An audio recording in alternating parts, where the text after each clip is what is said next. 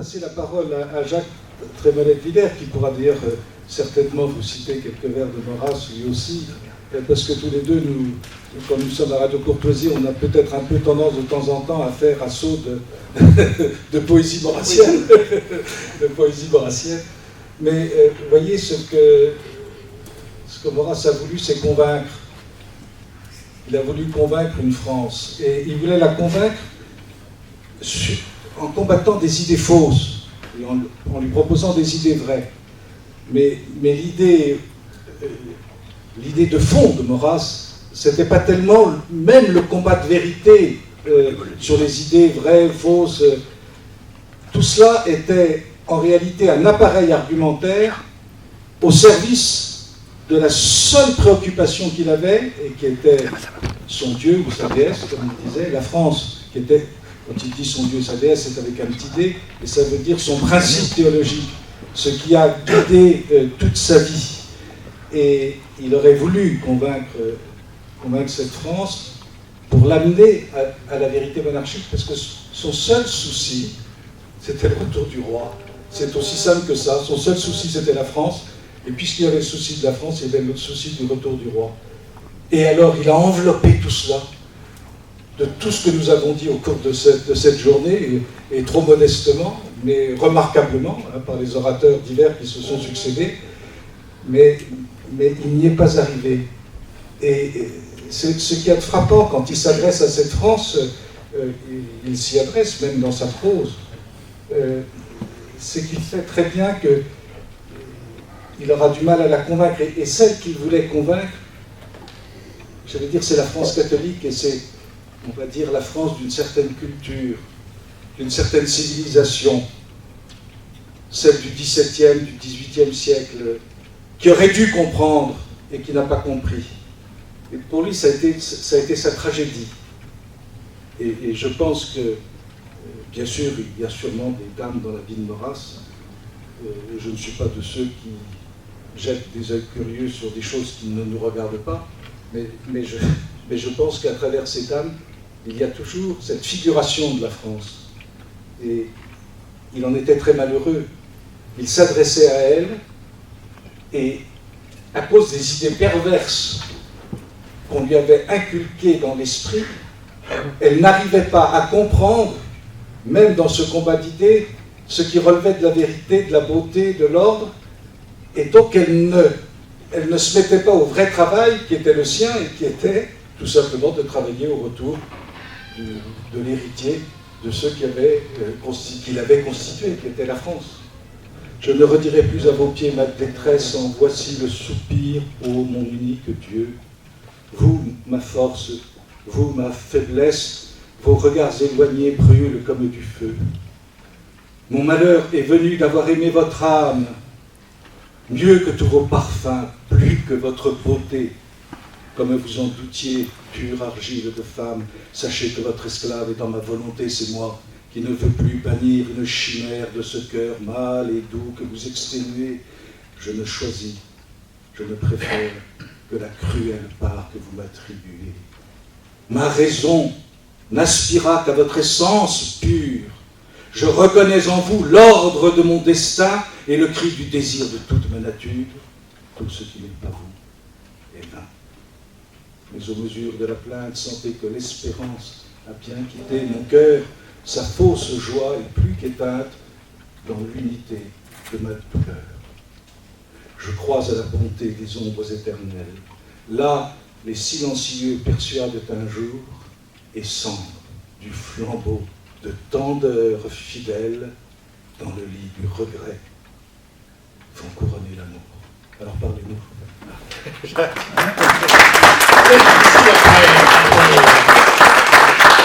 vais penser que ce poème, qui pour moi est peut-être aussi adressé à une femme, mais une femme qui reçoit un tel poème, elle a un peu la trouille. Donc je pense qu'effectivement, c'était plus à la France qu'à une femme, sinon elle part en courant. Hein. Et en même temps, il avait raison, parce que c'est quand même très beau, hein, tout ce qui n'est pas vous est vain. Bon. Et vous avez fait, d'ailleurs, j'avais préparé tout ça pour vous dire, bon, et j'ai plus rien à dire en fait, parce que de ce que j'ai entendu, encore je n'ai pas entendu le début, mais de ce que j'ai entendu, Maurras, l'homme du roi, tout a été dit. Mais il y a une question qui a été posée tout à l'heure ce matin, là, sur la situation actuelle, et puis une conversation que j'ai eue lors de notre repos aussi sympathique avec Antoine de Crégnier, sur, mais en fait, que penserait Maurras aujourd'hui? Je ne vais pas me mettre dans la peau de Maurras aujourd'hui, mais je voudrais dire l'homme du roi aujourd'hui.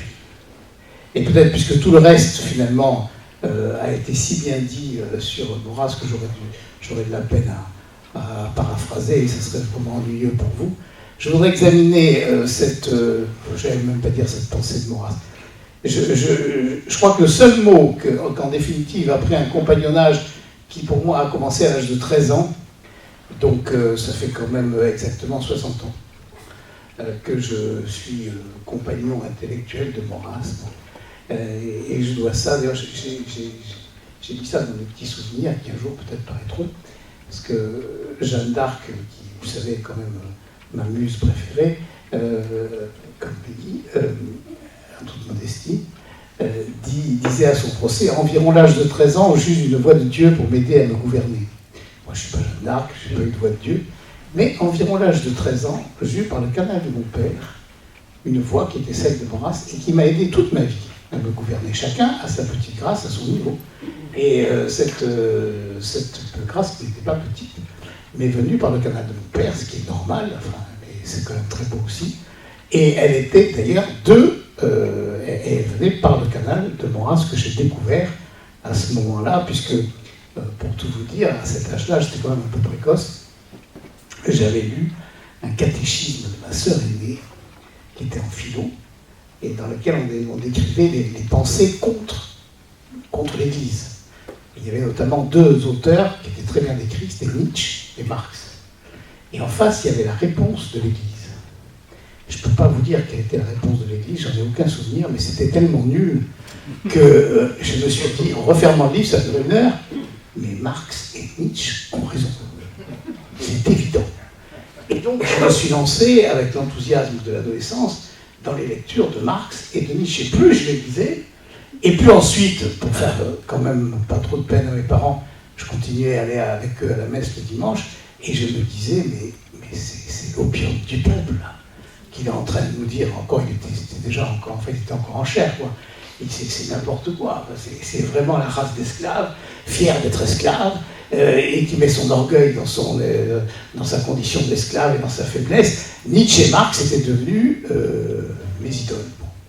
Mais j'étais quand même un peu gêné, parce que, politiquement parlant, c'était à l'époque des années 57-58, mon père était député, il était Algérie française, il était indépendant et paysan, il était plutôt à droite, voire, comme auraient dit certains, comme aurait dit plus tard mon patron, Tissier Vignancourt, chacun ici sait que je ne suis pas de droite, mais d'extrême droite. Bon, donc, on était plutôt de ce bord-là.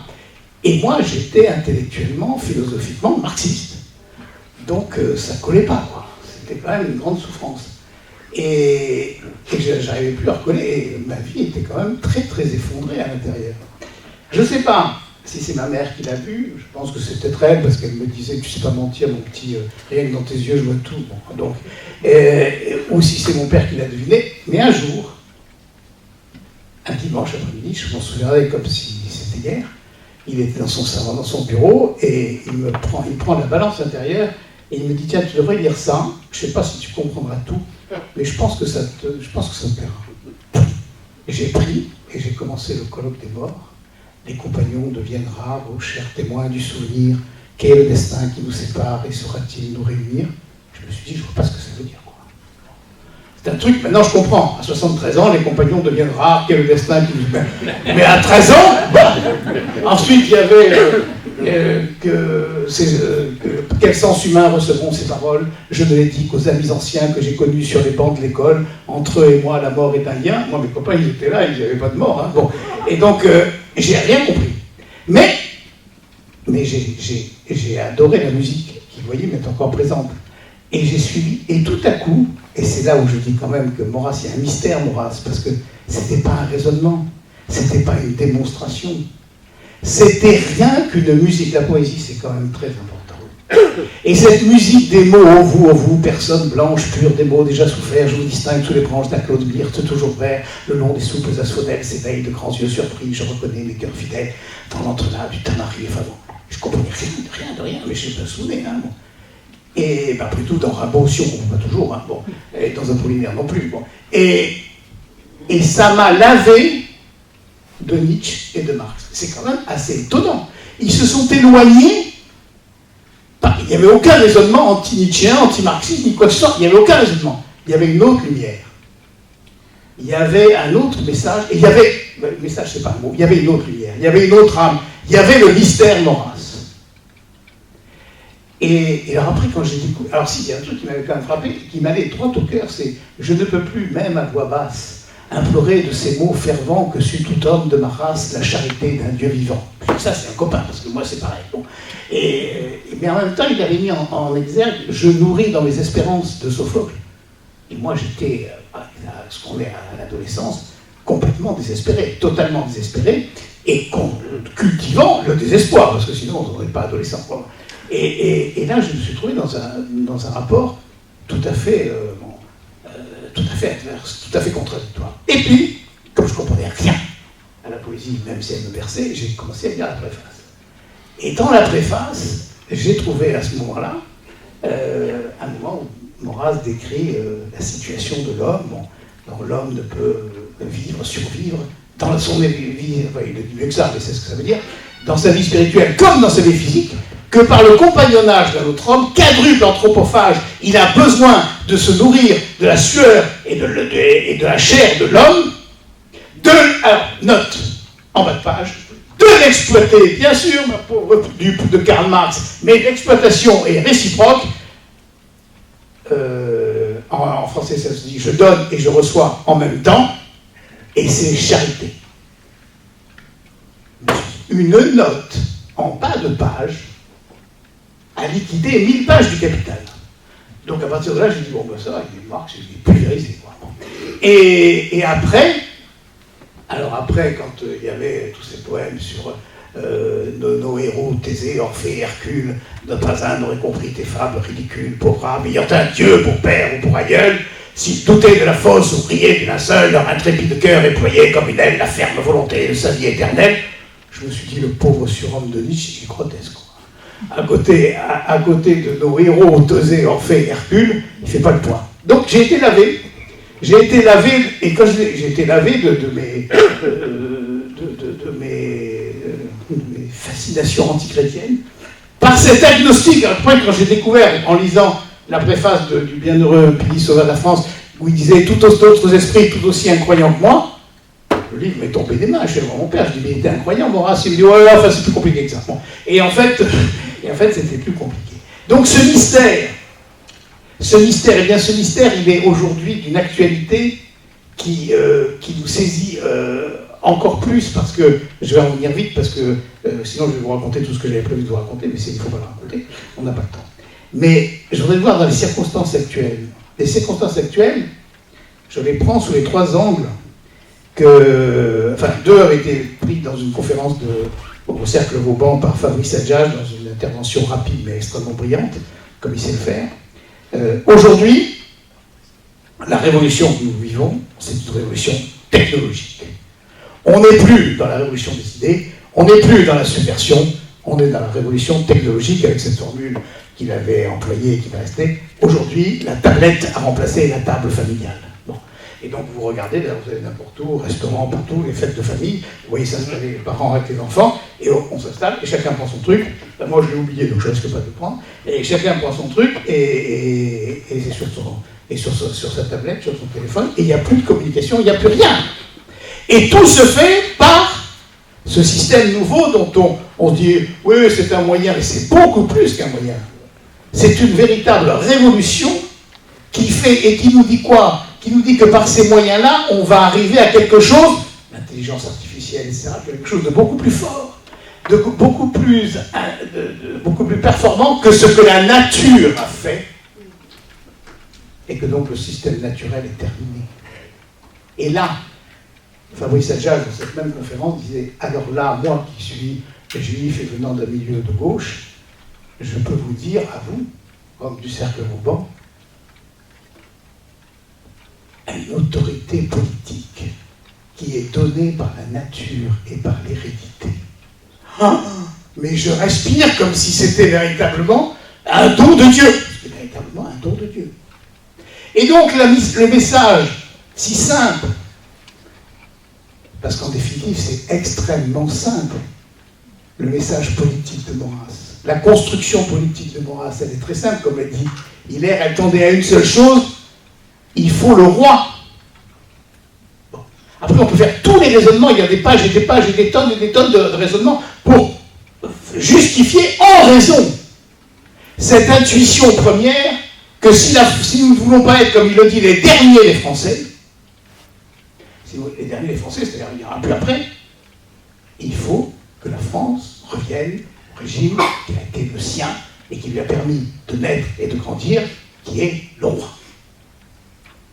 Et je me souviens encore d'envoyer des souvenirs personnels, mais tant pis, à un certain âge, on commence à gratifier en fait ce souvenir. Bon.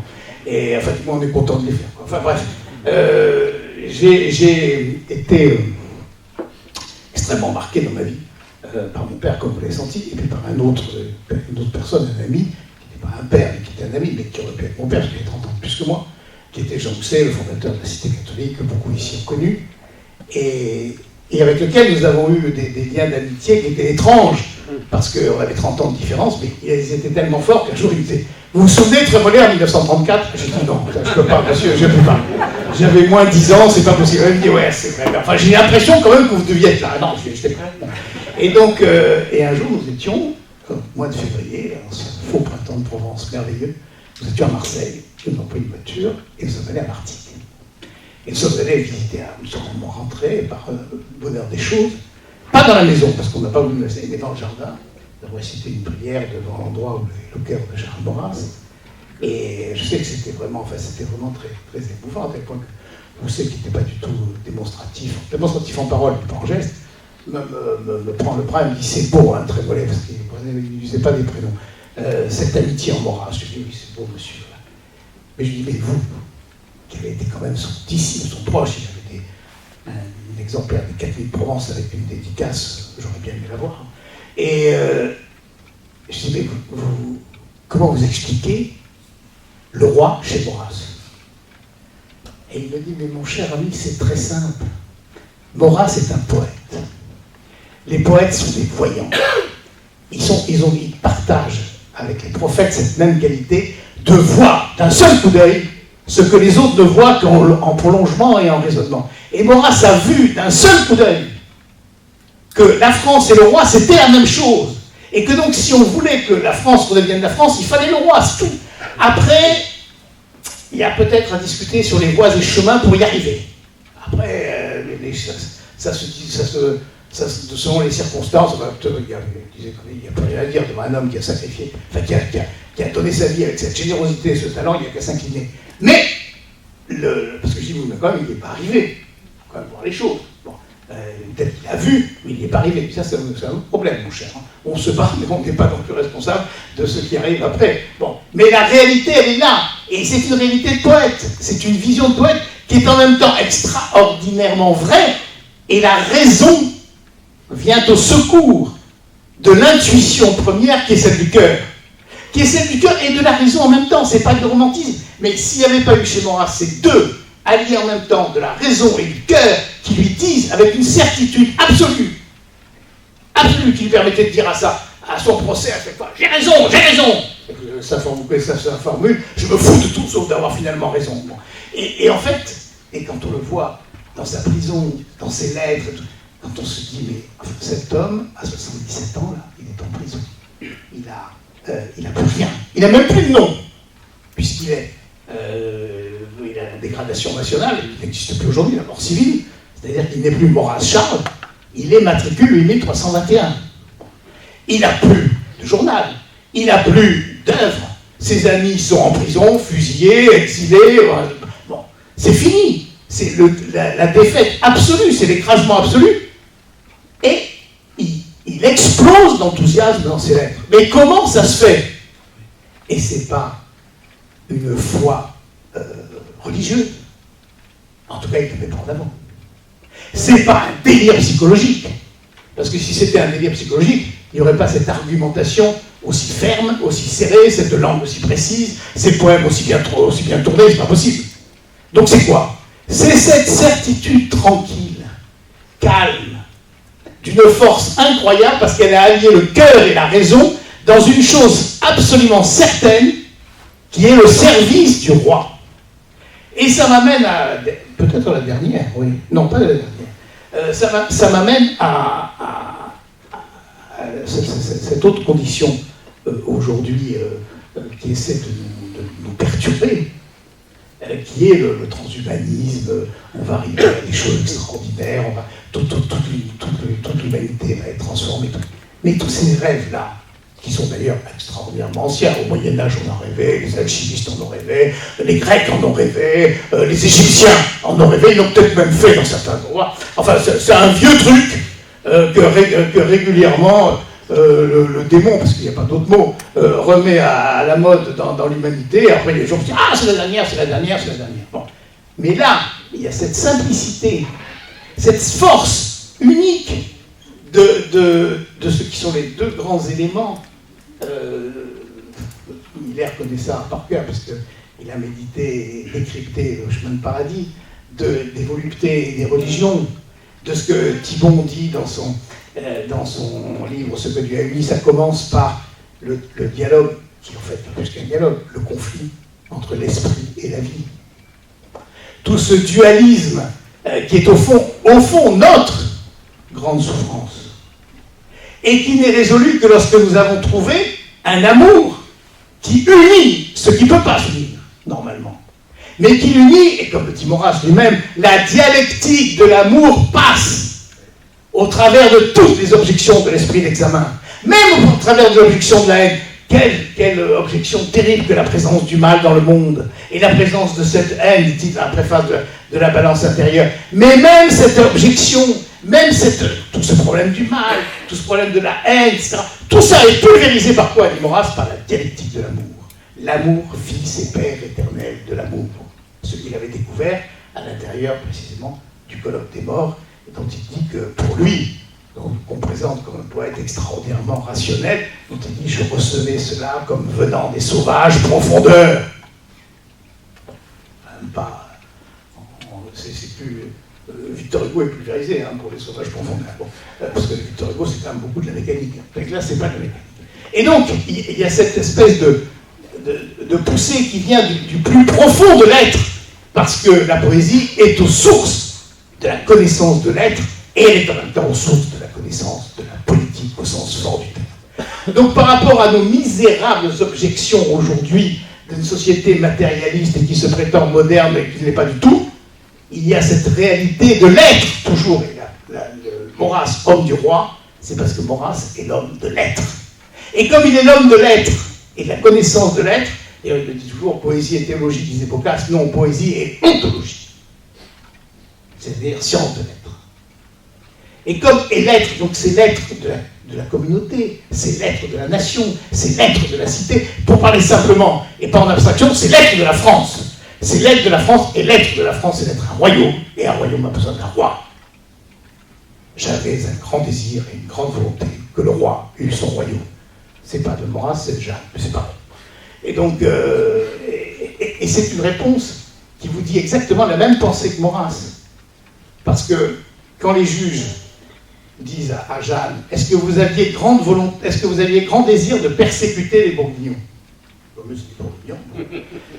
Elle répond, vous voyez, c'est une question qui est la question sur la haine. Est-ce que vous aviez grand désir de persécuter les Bourguignons?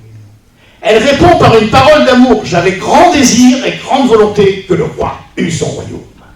Eh bien, Maurras, vis-à-vis de tout ce qui est la révolution, la haine, la saleté, Maurras n'est pas un homme, je veux dire une monstruosité, mais tant pis, c'est pas un homme de la contre-révolution, même si à un moment il dit nos espoirs flottent sur la contre-révolution, etc. C'est d'abord un homme d'amour, c'est d'abord un homme pour. Il n'est pas contre, il est d'abord pour. Il est d'abord pour le royaume, et il est d'abord pour le roi. C'est après, parce qu'il est pour le roi, qu'il est contre tous ceux qui menacent le roi. Hélas, d'aimer la moindre chose, je meurs de haine jour et nuit. Parce que quand on aime véritablement, on ne supporte pas. On ne supporte pas ceux qui portent atteinte à l'objet de son amour. Sinon, on n'aime pas. L'amoureux qui dit « Oh, je l'aime, la violer, mais tant pis, ça lui a fait bien. » Non. Bon, l'amoureux, il ne peut pas supporter qu'on porte atteinte, qu'on porte la main même sur celle qu'il aime. Donc c'est pour ça, et comme le dit très bien Hilaire, si la France est la dame de ses pensées, et la dame de son cœur, c'est vrai qu'il voit rouge quand on porte atteinte à la France.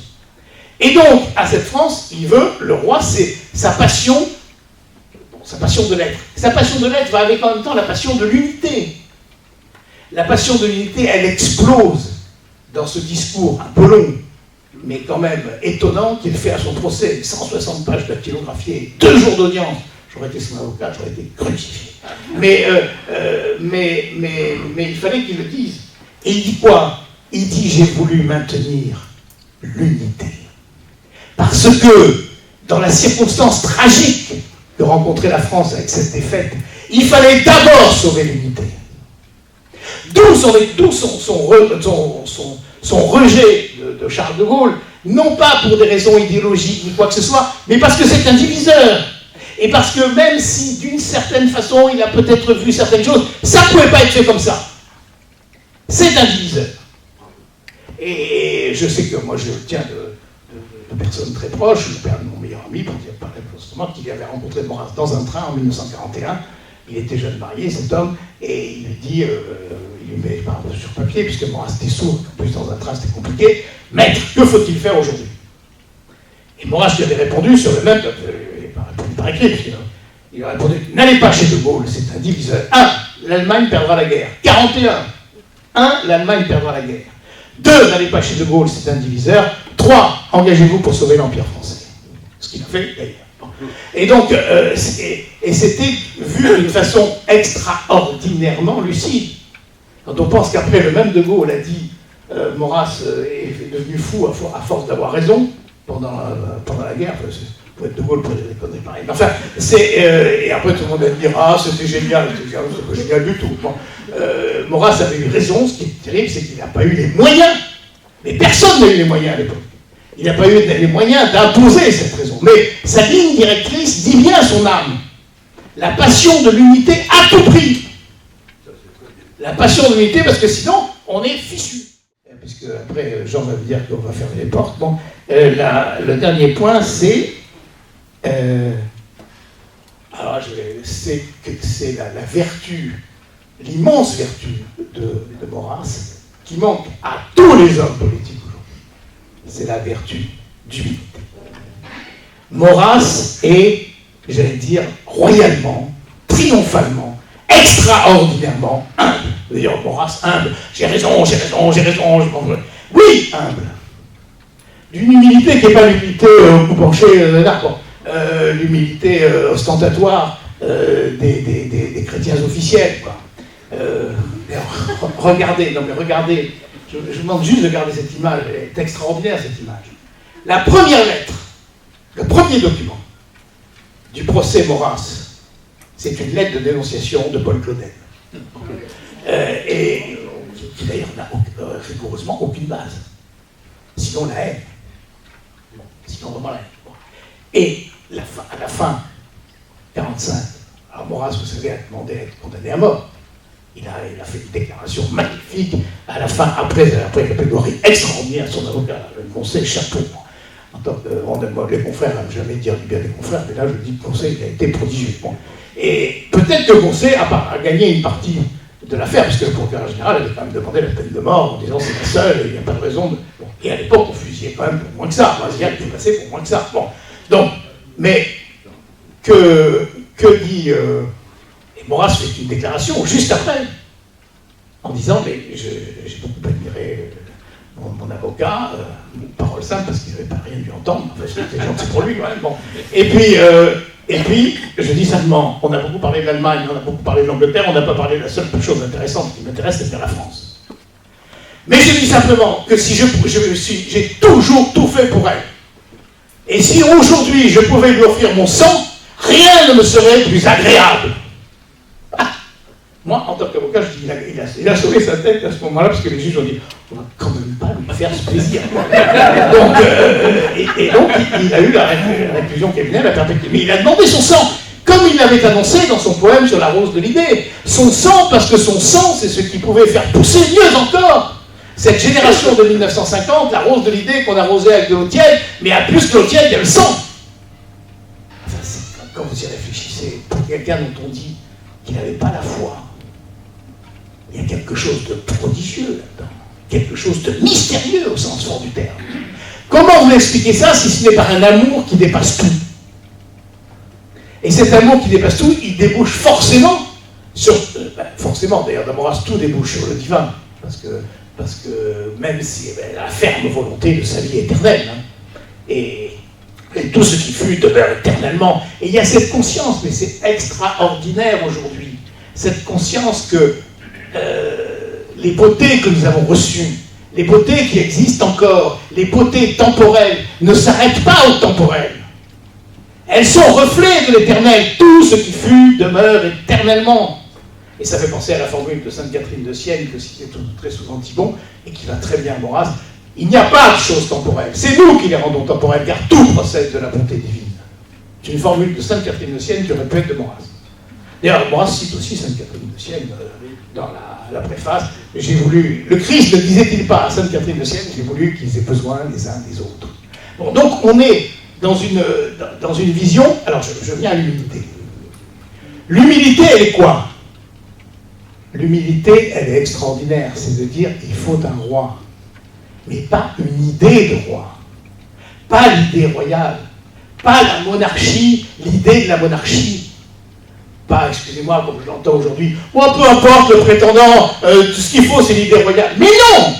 L'idée royale, c'est comme quand De Gaulle dit, je me suis toujours fait une certaine idée de la France. Et j'ai servi cette idée de la France, c'est-à-dire qu'il s'est servi lui-même, quoi. C'est tout. Bon. Et même Clémenceau, quand il dit je n'ai eu qu'une maîtresse, la France, oui, d'accord, bon, très bien, enfin, c'est abstrait. Bon, encore c'est un peu moins abstrait que certaines idées. Mais là, c'est pas une certaine idée, c'est un être, c'est un homme. Un homme, alors il commence, Philippe VIII, après avant nous avions ce. Quel est légitime aujourd'hui? Avant nous avions ce souverain prêtre, plus prêtre que roi, admirable de mystique et de philosophie qui s'appelait Henri V, etc. Maintenant nous avons Philippe VIII, ensuite nous avons... Et il est nomme. Il est nomme, et il est nomme, et quel qu'il soit. Et il les prend tels qu'ils sont donnés, avec les qualités et les défauts.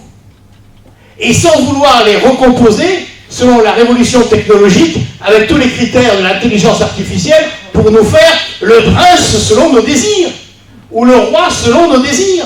Non. La grande qualité, l'immense qualité du roi, c'est qu'il est donné. Et Maurras, qui est quand même beaucoup plus intelligent que Philippe VIII, et beaucoup plus intelligent que le comte de Paris, les comtes de Paris qui se sont succédés, et beaucoup plus intelligent que tous ceux qui étaient de son temps. Mais il plie le genou devant le roi, devant le prétendant, devant le prince, parce que c'est le prince et qu'il est donné. Et c'est ça l'humilité. L'humilité convient à la race des hommes, dit-il. Et cette humilité, c'est le fondement de la conversion, pourtant de la métanoïa que nous devons faire. Le drame de la démocratie, le drame fondamental. C'est ce que Mistral appelait l'envie démocratique. Bon.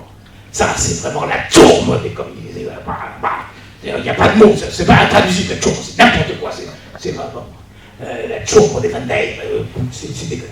Eh bien, et c'est ça qui pourrit tout. Mon ami, mon frère Cicéron, sur lequel j'ai pris un petit truc là, que vous aurez bientôt en librairie, dit très bien ça. Il dit il y a toujours dans les États, dans la République, dans notre histoire de Rome, il y a toujours eu, l'histoire nous a toujours donné, et la nature nous a toujours donné, les hommes qu'il fallait. J'entends les hommes de la trempe qu'il fallait. Mais, dit Cicéron, le drame, c'est que quand ils sont de cette trempe, ils pensent qu'ils sont les seuls. Et immédiatement, les meilleurs s'affrontent pour savoir lequel des deux. Et là, sa pensée est très précise, c'est César et Pompée. Et lui, c'est un ami de Pompée. Alors il est pour Pompée, c'est un ami. Mais en même temps, il est intelligent, il dit Pompée, c'est un type bien. Bon, c'est un type bien, grand général, un type bien. Mais l'autre, c'est un génie, un foudroyant. Donc, bon, il n'y a pas photo. Enfin, il parle mieux que ça, Cicéron, mais enfin, ça veut dire. C'est là, c'est quand même lui qui va l'emporter. Et le drame dont il souffre jusqu'au fond de lui-même, c'est le drame de cette division qui va mettre Rome par terre. Et parce qu'il n'y a pas le principe, et c'est là où il fait un éloge de la monarchie que je ne connaissais pas, mais que je l'ai donné, le principe d'unité qui vient de quelqu'un qui n'est plus choisi, mais qui est donné. Et donc nous avons eu ça. Les Capétiens ont trouvé ça. Ils ont eu cette idée, peut-être qu'elle avait existé avant, mais en tout cas, ils ont eu l'idée de la mettre en forme de père en fils, etc. Bon. Et avec le hasard de la naissance, avec le hasard de l'hérédité, c'est vrai quand même que Charles VII était le fils d'un fou et d'une putain. Bon, c'est quand même pas glorieux, quoi, comme ascendance première. Et que quand Jeanne est arrivée devant lui, de se dire, bouf, bon, on va faire avec ça. Et donc, mais peu importe, c'est lui qui est venu. Eh bien, cette humilité foncière, c'est la grande conversion. Enfin, c'est le grand mystère. C'est la grande conversion à laquelle Maurras appelle les cœurs, parce que à partir de ce moment-là, on se met dans l'ordre divin. On se met dans l'ordre de la nature qui est aussi l'ordre de Dieu. Avec une confiance, qui est une confiance forcément d'un certain côté aveugle. Parce qu'on ne sait pas ce que ça va donner. L'espoir, la continuité de l'État ne repose pas dans les urnes, elle ne repose pas dans les sondages, elle ne repose pas dans les calculs, elle repose dans cette chose merveilleuse et quand même extraordinairement fragile du ventre de la reine. Que va nous donner le ventre de la reine? Bon, mais c'est quand même beaucoup plus beau, non?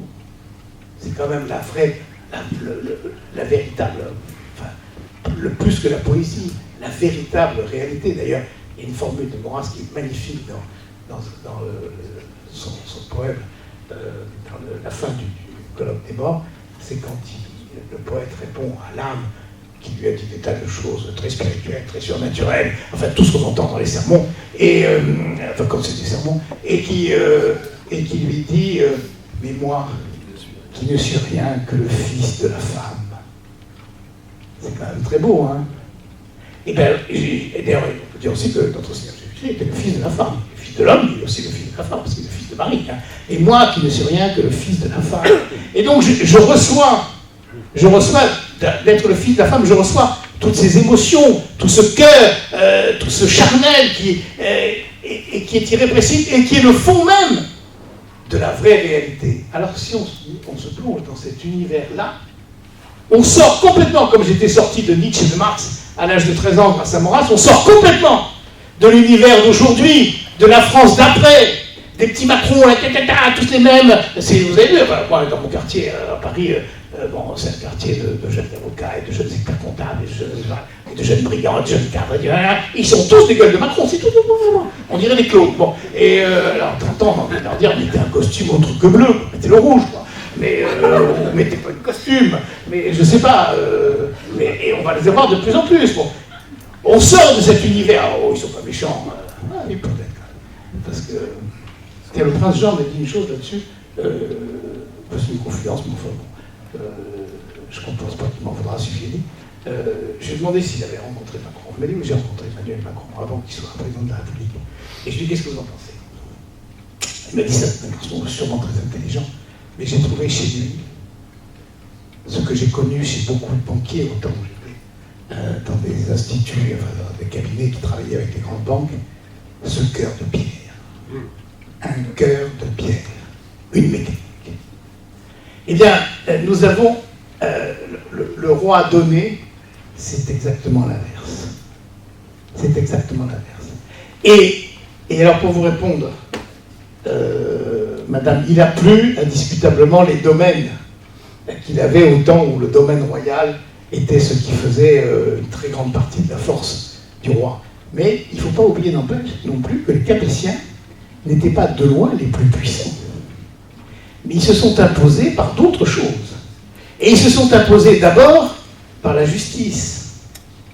Et mon ami et confrère Cicéron a une très belle formule là-dessus.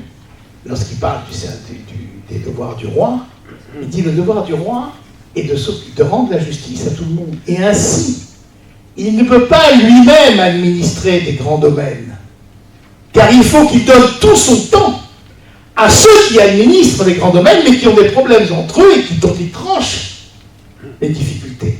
Et ainsi, il est plus puissant qu'eux, sans pourtant être beaucoup moins, et en étant pourtant beaucoup moins riche, car sa force est ailleurs. Et aujourd'hui, pour terminer, je pense que le fait que, tout simplement, pour la Maison de France, ce soit une famille, les problèmes des familles. Les problèmes des familles, c'est guerre de succession, procès, jalousie, adultère, tout ce que vous voulez. Les problèmes des familles. Sinon, on ne va pas faire pendant 1000 ans une famille entièrement blanche, ça n'existe pas. Il y a tout, forcément, sinon c'est pas des familles, c'est des clones. Donc, mais en même temps, c'est une famille. Et celle qui est en passe d'être la famille de France, bon, c'est quoi? C'est un homme, une femme, 4 enfants. Bientôt 5. Bientôt 5. Merci bien. Bon, c'est une nouvelle. Bon, bientôt 5. Moi, je dis, c'est trop bien, c'est le choix du roi de garçons, de filles, bah, tant pis. Bon. Tant mieux, enfin bien. Et, non, mais, et vous en connaissez beaucoup en Europe, des chefs d'État qui, regardez-les. Des chefs de gouvernement, il n'y a pas une famille. Nous, on en a un, il a épousé sa mère, c'est quand même bizarre. On va dire tout ce qu'on veut. Il y a un truc là, bon, enfin, je ne sais pas. Si on se met dans quelque chose de raisonnable, on dit bon, il est très brillant, mais enfin, c'est pas possible. Napoléon ou Joséphine, c'était quand même plus normal, quoi. Elle était quand même plus âgée. Puis enfin, il a fini par la virer pour avoir Marie-Louise et avoir un fils. Mais là, je sais pas. Bon, donc, et c'est tout. Et les autres, hein, Madame Merkel, peu cher. Bon, et puis tout. Enfin, vous les prenez tous. Mais comment voulez-vous qu'ils sachent que c'est la vie des familles s'ils savent pas ce que c'est? Ils ont une vie qui n'est pas une vie normale, ces gens-là. Ils ont une vie bizarre, où on ne compte rien, on ne paye rien, tout est distribué, tout est organisé par la collectivité, on gère, enfin tout. Et c'est ça le truc terrible. Et nous, eh ben, nous, on se dit, mais en fait, la solution, c'est exactement l'inverse. C'est quoi? C'est le retour à la nature la plus simple. Et pour terminer vraiment, c'est les avocats qui disent je conclue quand il conclut. Quand il dit je conclus, il est terrible.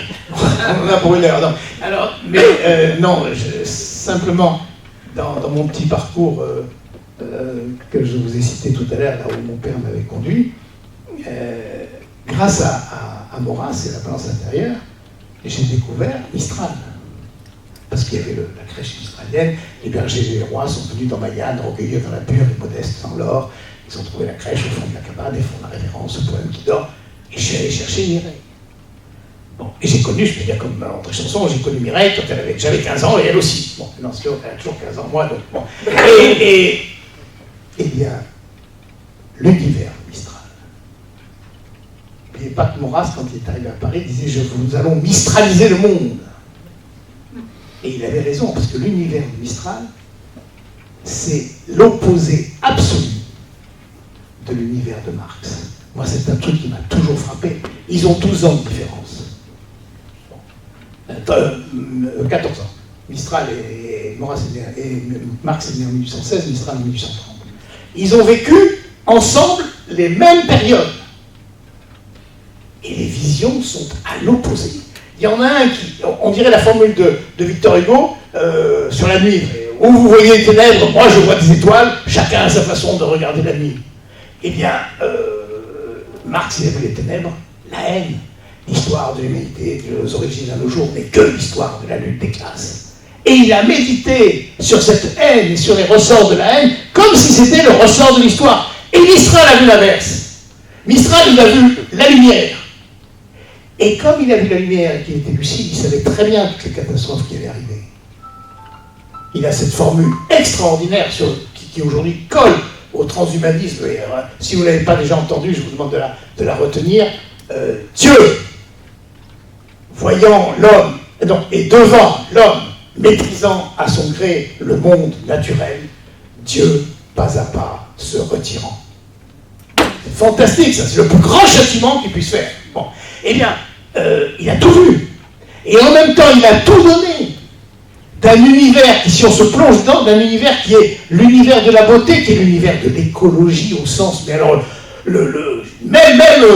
cette encyclique que Hilaire et moi nous aimons beaucoup, la maison commune, là, enfin bref, vous voyez, très bien, enfin, de notre pape François, la sœur, notre sœur la terre, notre frère le soleil, la mouche, l'âne, etc. Bon.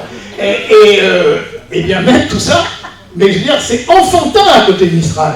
Mistral, c'est l'univers entier qui vit au rythme de la création, et au rythme de la création qui vit en même temps au rythme du créateur. Et c'est merveilleux. Et ça, c'est l'unité complète de l'esprit humain. Marx est fini. Si on continue, on a encore, ce qu'on a encore aujourd'hui, c'est les derniers, parce que c'est les derniers du matérialisme, mais c'est un truc qui est fini, c'est l'impasse. Et si on veut sortir de cette impasse, mais vraiment complètement, il faut se tourner totalement de l'autre côté. Et l'autre côté, c'est cet univers de la création, cet univers de la poésie. Et au centre, pour la France, de l'univers de la poésie, il y a le roi, qui est la chose la plus raisonnable, la plus intelligente en politique, la plus sensible au cœur et la plus belle, poétiquement parlant. Et je termine par une formule de mon ami, de notre Jean Piat, à qui je disais un jour, des gens, vous êtes quoi, politiquement parlant? Il me dit, Jacques, je suis poétiquement royaliste.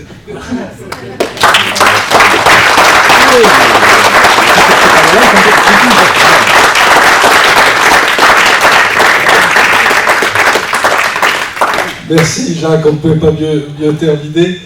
Votre formule finale me fait penser à ces 1000 ans de poésie française dans lesquels le héros du monde Saturne s'enferme avec la plus belle femme du monde qui, comme par hasard, s'appelle Marie-Thérèse et qui est mal mariée par l'Église et par l'État à un homme qui la pille et qui la trompe.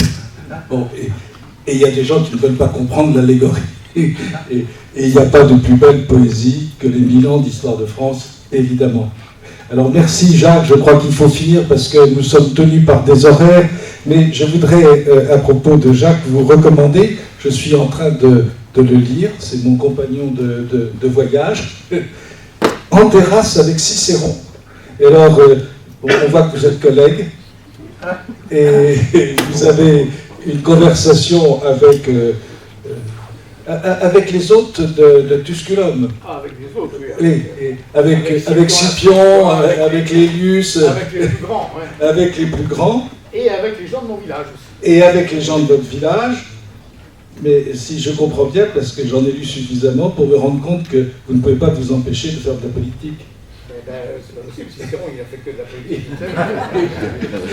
Et cette politique est poésie. Cette politique est poésie, mais elle est politique aussi, très politique. En tous les cas, merci beaucoup. Et à tous, merci beaucoup. Et je voudrais remercier tout spécialement Jean Gugliotta, Gérard Paul, François Davin, notre ami Leonetti, et puis les orateurs qui sont venus, qui se sont succédés. Et tout ça nous a évoqué beaucoup de pages du passé. Mais je pense que cela doit aussi servir de prolégomène à un avenir que nous attendons tous pour notre pauvre pays. En tous les cas, je pense que ce colloque devrait, vous en aurez les actes dans la revue universelle, devrait marquer une date, d'autant plus que nous sommes tous autour de cette table, pour ainsi dire, dans cette salle, avec les gens de la rue Croix des Petits Champs et les gens de la rue de Courcelles. Donc ça veut dire que l'unité est en train de se faire. Et sur quoi? Eh bien sur le roi.